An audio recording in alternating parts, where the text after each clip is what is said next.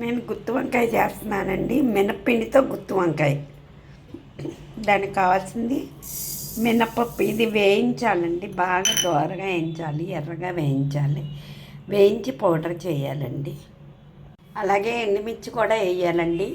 మీకు ఎంత కారం కావాలితే దాన్ని బట్టి అన్ని ఎండుమిరపకాయలు వేసుకోండి. నాకైతే ఇది ఇంత మట్టికి చాలు. ఇవి వేగాలండి. వేగినాక పౌడర్ చేయాలి. ఈ మినపప్పు వేయించింది చల్లారిపోయిందండి. దీన్ని పౌడర్ లాగా మిక్సీ పట్టేద్దాము.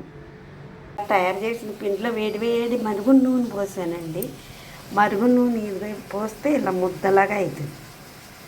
మరుగు నూనె ఇది వంకాయల్లో పెట్టి కూరితే, ఈ వంకాయల్లో ఇలా పెట్టి కూరాలండి. దీన్ని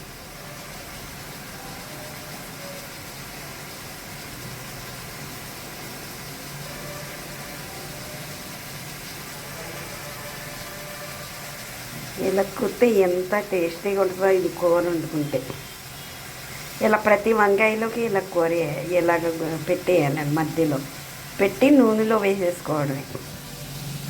గ్రేవీ అంతా వంకాయల్లో కూర్చున్నాక వంకాయలు ఇలా ఉన్నాయండి.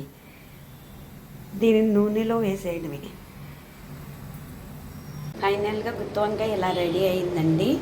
ఇది తింటే నడుము నొప్పులు ఉండవు అని మా అమ్మమ్మ చెప్పేదండి. ఎందుకంటే దీంట్లో మినప్పిండి ఉన్నది కాబట్టి నడుము నొప్పులు అవి ఇవి ఉండవని మా అమ్మ చెప్పింది కాబట్టి దీన్ని నేర్చుకున్నానండి.